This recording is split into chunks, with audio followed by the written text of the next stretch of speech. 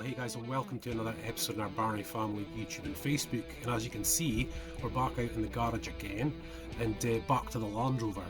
Now, we've had the Land Rover Discovery 2 for about 14 years, and really guys, I like it so much that I've never really had any need to change it. There's nothing really that catches my eye, maybe a Defender.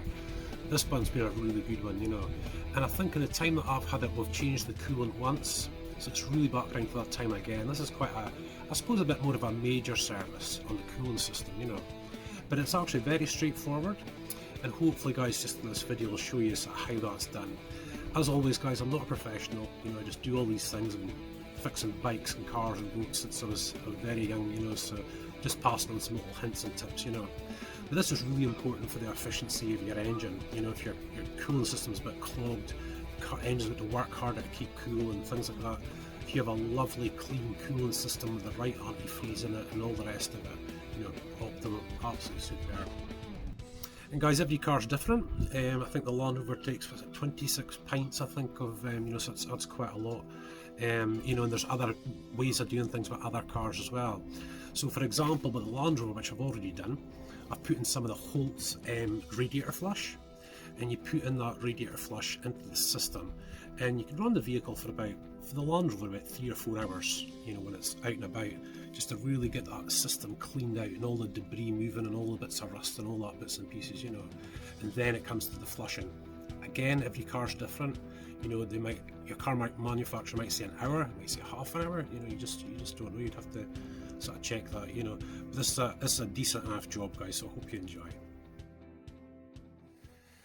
Yeah, so guys, I've still got a mountain of work to go through, which includes finishing off our custom bandit job, guys. With all lockdowns and stuff, a lot of things have sort of changed and whatnot, but we'll get him finished. He's almost there.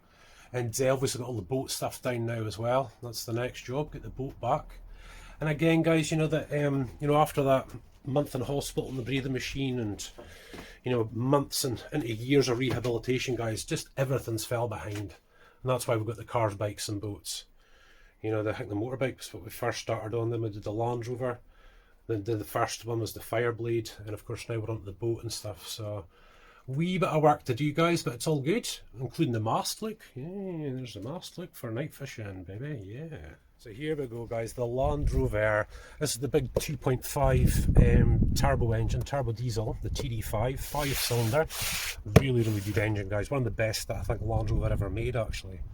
But basically guys, you'll see here, you'll probably recognise this if you're a car driver, that's your sort of expansion tank or filler tank for the cooling system.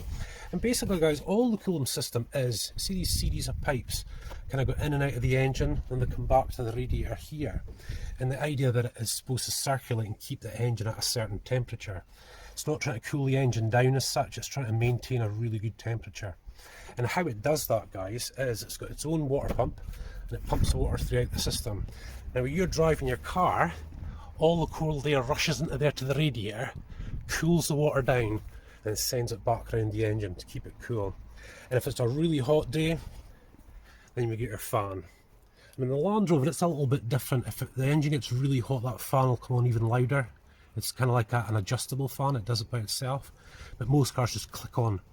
The thermostat just clicks on the fan and cools it all down.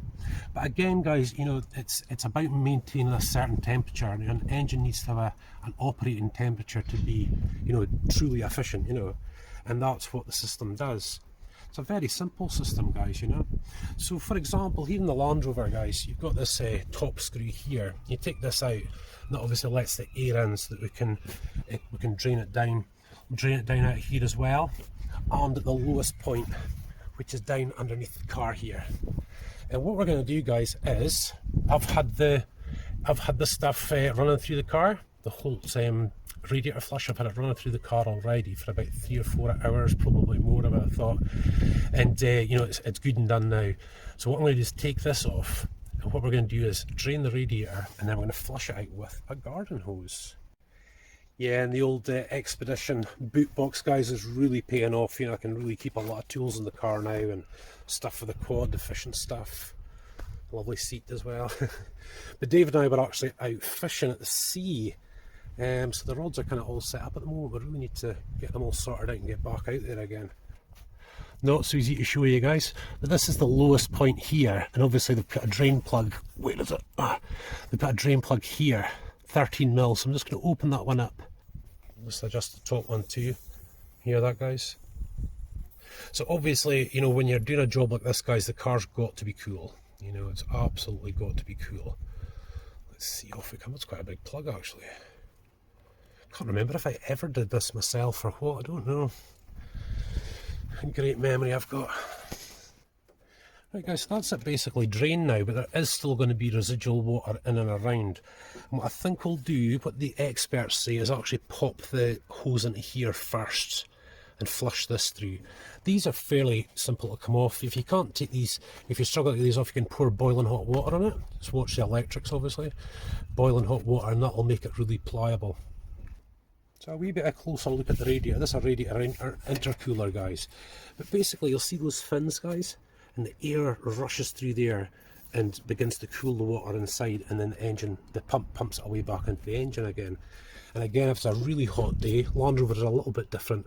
But they've got a big fan on them here, and that fan will either spin quite slowly if it's just, you know, it's okay, spin really fast if it's not. And that can always be a telltale as to whether your cooling system's, you know, good enough or not. Right guys, so top one is off, and obviously we've got an intercooler as well.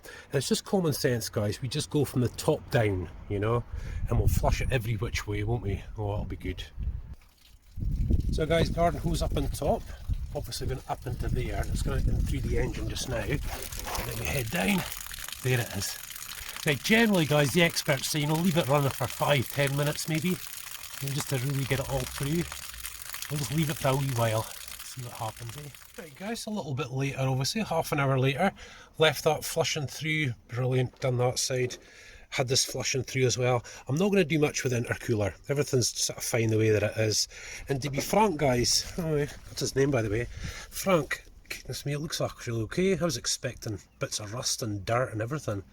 But obviously when we had it serviced, you know, 7 or 8 years ago, whenever it was, they did a really good job on it, so that is really good. And there we go for this thing guys, look. So basically got the concentrated coolant antifreeze, that's going to go in, and then obviously you mix it with this. Now this is really important guys, deionized water, which is basically sort of distilled water, and it stops scale build-up and all sorts of stuff, you know, and it is the best, you know, really put this stuff in if you can guys. And a lot of people just use fresh water, I've done it from time to time myself to top it up and stuff like that. But I think this time, before the winter comes in Scotland, I want this coolant antifreeze. And again guys, this does both. It's a summer coolant and a winter antifreeze, you know. So if the car's lying and it's really cold and frosty outside, the inside of your radiator in your engine isn't going to freeze. So what we're going to do guys is just fill it all up here. I'm going to leave that little bleed screw out, just to give it that here, and of course when that little bleed screw there sort of overflows, we'll know we've filled the thing right up. But we do need to put the plug on, or back on the bottom. So guys, you know what, like so these clips, I mean generally over the course of the Land Rover you find they're all sort of Jubilee clips, but these ones you can actually pinch together with a set of mole grips. And if you pinch them together, they're very tight obviously, you can really get the tube back on and then just let it go and it'll hold on nice and tight. But again guys, we're going to leave this. This is the highest point. As you might see, it's the highest point on the radiator system itself. When that starts to overflow, we'll know we've filled it up. And check him out. There he goes. Now David normally is in every cars, bikes and boats video. We've had a hard summer, haven't you son? You've been a busy boy, haven't you? Superb. Right, I'm almost finished this video, so we're back soon. Okay. Oh yes. Always handy to have the fillers, guys. Make life easier for yourself. Oh. There we go. So obviously a lot thicker than water, you guys. It's going to take a lot more of this. This is about 1 gallon. It's going to need much more. Give it a wee chance to move round. We're looking good. That should be on there.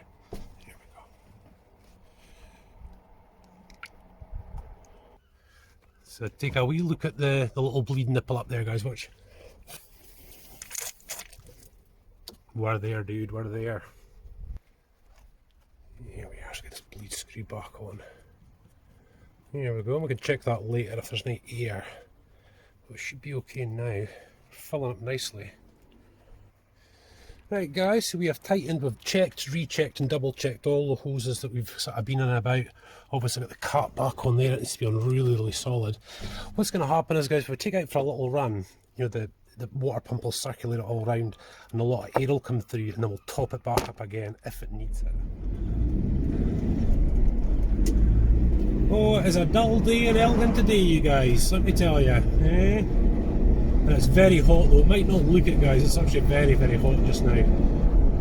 Quite humid as well, looks like we're going to get a bit of a storm coming. But I thought guys we'd just zip out of town a little bit, maybe go off road down to the river and we'll check out the pool in there. And obviously guys, keeping an eye on the temperature gauge in case it spikes or something, you know, and something silly. I think we should be just fine, it was pretty straightforward. Yeah, we'll just head off this way. This is over at the west side of our town, and this is a place I've been a lot with when I used to run about in field motorbikes, you know. We first started out with the bikes and that.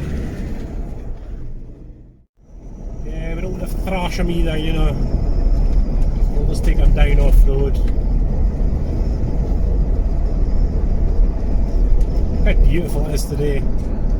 Yeah, and see over to our right there guys, that's the kind of valley, the River Lossy Valley I suppose, Dallas Valley, and that's where we want to go, you know. Once we've finished this DIY dad on the house we've got at the moment, which is far too small for us now, it's just no use guys, you know, for all these YouTube videos, especially for the kids YouTube channel, you know, those guys have got a lot to do, and we just don't have the room, don't have the space. You know, if I had it there at the house it'd be awesome, you know. We'll head off road a wee bit, head down here. The temperature gauge is just up to about a fifth, I think. It seems to be absolutely fine, that's quite normal. The water pump's circulating the water around the engine as we speak, mixing it up with the antifreeze. The deionised water will do a tremendous job. Now let's see, who have we got up here today? Nobody. How have we got the place to ourselves? It is a Sunday guys, so I don't know.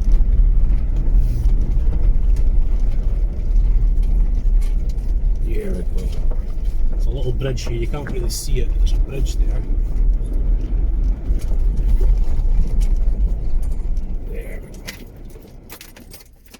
And there's my River Lossy, you guys, look.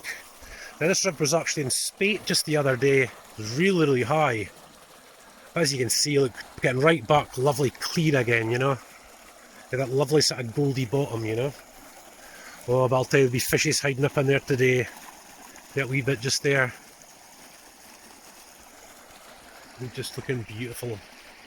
It is such a scenic river, guys, you know that. I really should take the canoe down it. But that's for another day. So old Frank here, and of course guys, we've still got these wheels to do, that's going to have to be the next job. But because it's summertime, I'm also going to start, that was Emily, I'm going to start touching the car up as well, get all these little bits done. And once she gets a good polish, boy oh boy, she'll look nice guys, I'll tell you, really nice. So as always guys, hopefully giving us a wee tips, bits and pieces. Now this car is a 2002, so Frank's 19 years old now. And I just want to show you bits like this guys, like these electrical fittings and Jubilee clips and all that. Guys, see if you coat these, which I'll do later today, you coat these with WD-40, clean everything up, all the little clips and all these bits and pieces. Guys, you'll be amazed how reliable your car will be.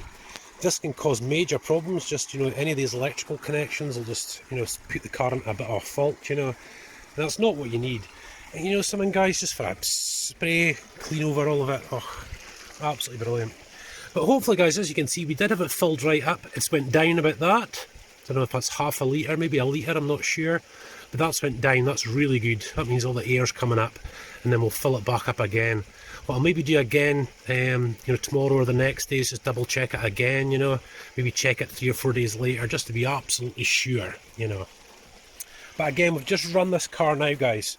So this isn't going to be hot, but it could be. If you run this car for an hour or two, this will be scalding hot. But at the moment, it should be fine. You hear that? Not much at all, really. And there we go. Yeah, it's drunk down that, which is great. The cars have a little overflow as well, guys. You never have to worry too much about that. The overflow, and that should be clipped on there, you dafty. But look, electrics down in here, all that spray, absolutely brilliant. Yeah, and of course, being a bit of an older car, guys, I tend to carry this around with me. Radiator leak repair. It's only temporary, but if we did have a problem, at least we'd have that in the car, you know. And it's Holt's that do the radiator flush I was telling you about. Again, the manufacturers recommend, you know, the radiator flush goes in for like, you know, 3 to 6 hours just to fully clean the engine out.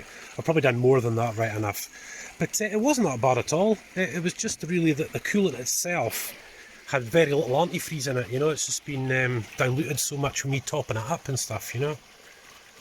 But I'll tell you, he's been a good car, this one, I'll tell you. He really has, my boy. And, you know, over the months, guys, that you've seen with me recovering from surgery and breathing machines and all that sort of stuff, you know, that we've turned this thing into a bit of an adventurer. And believe it or not, this is the TD5 Adventurer. So we've got the roof tent on now, of course. We've got the big boot box up on the roof box up on there, which sort of transformed up to some nice good BF good riches. And of course we built in this part in the back, this boot box, which is just a mess just now, guys, obviously.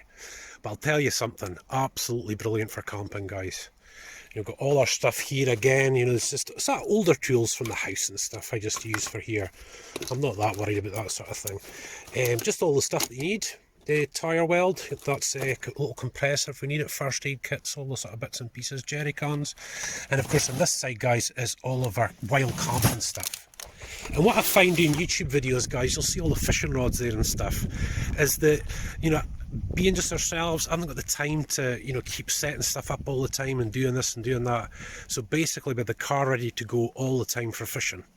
You know, all I need to do is take my fishing jacket, you know, the bits and pieces, food, and that's it, you know, we're away.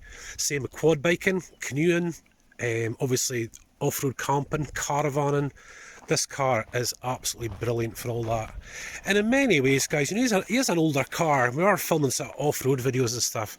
And if he gets scratched, it's not a huge big deal. You know, we don't want the Espas scratched. That's our 7-seater for the kids and that, you know. We want to keep that nice, you know. But, you know, if we take the hits, we take the hits, you know. But one of the next videos that we're going to do is this, guys. You check it out. Now, Land Rovers have got mostly aluminium bodies, so it doesn't really rust as such, but it oxidises. And I can get all that painted and all that touched up, just with touch-up. And you see when you do that, touch up, all the little scratches, all the bits and pieces, guys. Give it a polish, it'll be like new. Well, that's this thing, guys. Thank you so much for watching. We've got loads of videos to come, guys. You know, but like I said, we do the cars, bikes, and the boat. The boat really is the next job, really, guys. You know, I'll try and fit in all this bit. You look at that rusty bits. Try and fit that in so we can do a job like that, you know. That would be really good. It's a good video for anyone, really. But for now, guys, again, thank you so much for watching, guys. Remember to like, subscribe, and hit that notifications, guys. You know, get our motorbike vlogs, Scottish Castles tours, and all that sort of stuff. So that's you. Thanks a lot, guys.